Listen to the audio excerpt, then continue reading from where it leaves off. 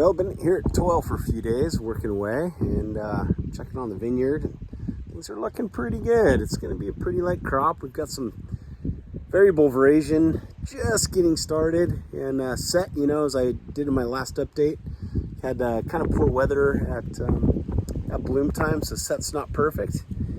Little hens and chicks here and there, but color's starting up, which is a lot of fun. But one of the things I love about this site is the way the wind here just nukes out of the northwest every evening. So there's a gap over here, kind of between the hill to the west and Chehalem Mountain itself. And the wind comes right out of that gap every evening, about this time, about sunset. Every evening you can set your clock by it. If you look down at my windsock right down there, you can see it's pointing away. Great thing about having that kind of air movement is low disease pressure, low powdery mildew, botrytis, things like that are really susceptible in Pinot Noir. So it's nice to have that air movement every evening. Dries things out quickly if there's any sort of rain event, and makes for thicker skins, darker color, better wine. So pretty excited how it's looking with veraison starting to show up a little bit. Excited to come back in a week or 10 days and see how things are progressing. But for now, hopping back in the bird, back to Walla Walla, check on things there, and we'll update you on all the vineyards over there. All right, hop in, let's go. Well, good morning. It's been a while since I've done a vineyard update, so it's time. We're here mid-August, and honestly, it's been a pretty nice summer. We had, June, we affectionately called January, unseasonally cool in June. First 2 weeks of July were really pleasant. Then late July, first part of August, we're mid-August now. Typical dog days, hot, and we've had about 5 days that have topped 100. Nothing crazy, but things are looking really good in the vineyard. I'm here at Figgins. What a spectacular morning, huh? Little weather passing through, which is a nice little relief from the heat. But let's have a look, see how things are looking.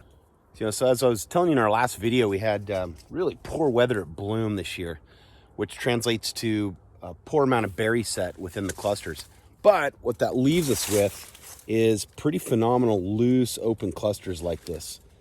So, we won't make a lot of tonnage this year. It's going to be a light crop, but what's here should be pretty awesome. We're well into veraison here at Figgins. So this is one of my later sites, but as you can see, we're, probably 75% veraison. And veraison, if you don't know, that's where color change happens. The berries soften, they start to accumulate sugar. Overall, things are looking really good. The crew's done an amazing job this year. You can see how this is the morning side of the canopy. So east facing, and you can see there's a lot more exposure here. See how we've stripped all the leaves out of there? Then we have on this side. That's the afternoon side, the west side. And the reason we do that is we need to have that sun protection in the afternoons. If we strip the whole west side like that, we get sunburn. Grapes burn just like a person does. We want a nice tan, not a sunburn, and which equals more color, more intensity in the finished wines. I wish there was a little more hanging this year, but we'll take quality over quantity any day. Pito. So this particular trellis system is called a Lyre system. It might be kind of hard to show you guys, but it's basically a split canopy system where you typically have a trunk coming up and then cordon running each direction in a single lateral plane. This one is actually in 3 dimensions. There's 2 cordons. So we go up, we come out to the 2 cordons. Requires a lot of extra work, but for this site, which is fairly vigorous, it has like 22 inches of rain a year, really deep, beautiful soils here at Figgins. We like to spread it out. So what you get is more linear cordon while still having high vine count per acre. I get some of the smallest berry weights on this block that I see anywhere at Leonetti, anywhere here at Figgins. Really minuscule berries, under 1 gram virtually every year. Really does translate to wine quality. But there's how we split the canopy. So there's 2 canopies, one on this side, one on this side, that come up off the central trunks. So that light is able to come in here and penetrate and ripen the fruit on both sides. Takes a lot of extra work to position all these shoots, but man, is it worth it. So this is the Petit Verdot at Figgins. Every year, Leonetti, Figgins, Toil, it's the last thing I pick every year. And as you can see, it's still completely green. No veraison whatsoever. We usually pick this the first week in November. Jason, our viticulturist, as usual, has the canopy just dialed in.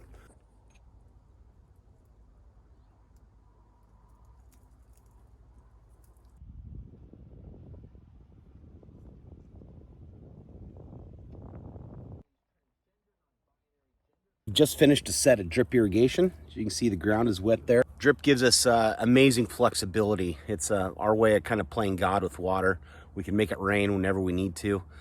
Just enough, never too much. And drip is super efficient. That's what we love about it. It wastes virtually no water to evaporation. So as we know, this is it's a desert valley, and we take water very seriously. We like to manage it and conserve it as carefully as we can. It's a precious resource. So I'm super excited. The winery's finally gonna happen next spring at Figgins. We're gonna build it right here. It's gonna be pretty spectacular.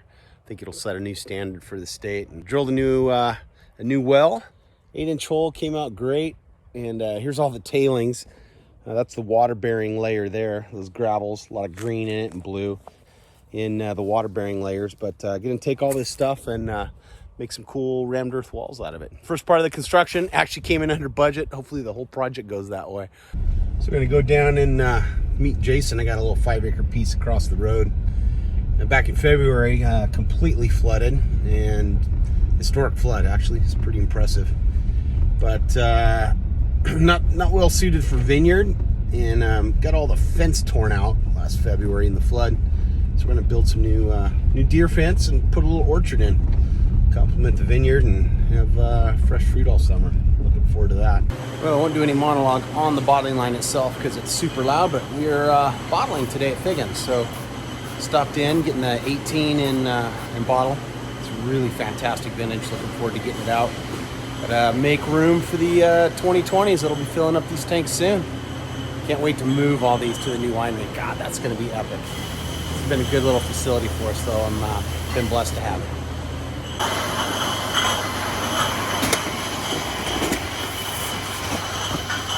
All right, so now I'm here in our Luss Vineyard.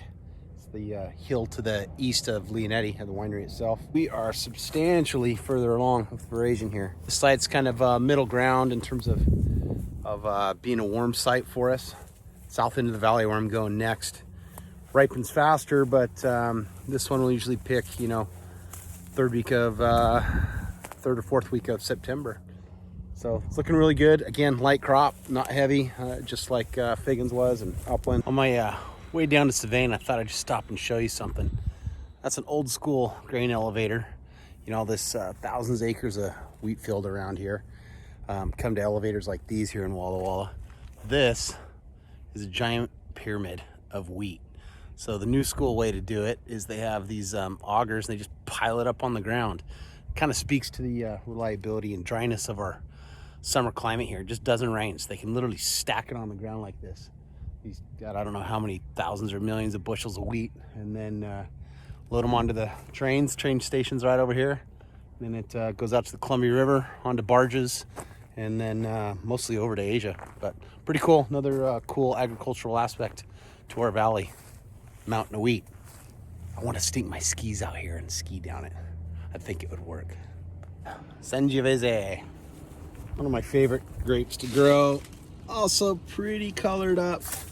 Looking good. Still some opaque berries there, but things are hardened off. The canes look awesome here. It's interesting. This is the first vineyard that usually gets fully colored up, but it'll actually be one of later to pick, just because once these stones, this whole vineyard floor is just carpeted in stones. Once they cool down in the fall, the vineyard is kind of loath to warm up by the day. So it tends to have lower alcohols and take longer to accumulate sugar in the fall. But that's good. It stretches things out, so we get amazing flavor development in here. Looking good. This is our Serra-Prodacci vineyard down here on the south end of the valley, where it's substantially warmer. You can see how much further along we are with veraison here. Things are almost completely colored up, still a little green here and there. We'll do a little thinning of that. Green harvesting, as we call it, put that on the ground. But overall, we have such a light crop this year that we're not doing a whole lot of thinning. I'll never forget cutting these terraces into the end of the hillside here. And I call this block Goliath Gate. Goliath being a giant, of course, and his gate like the stair steps, because from the sky it looks like these giant steps. East side slope here was protected from the afternoon sun, from the wind that comes out of the southwest here that's ever present at Savane. Special spot named after my great-grandparents' hometown in Calabria, Italy. Well, I think earlier I actually misspoke when I said the Figgins Petit Verdot is the last thing that we pick.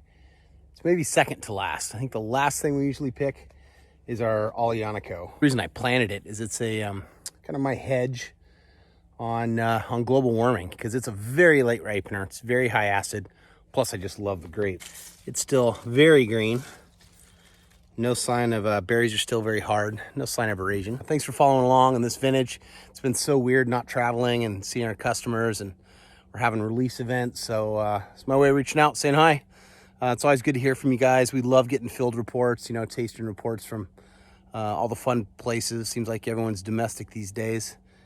Drinking wine on the beach or the woods are awesome. Keep them coming. All right, love you guys. Talk soon. Drink a great bottle of Walla Walla wine tonight. Adios.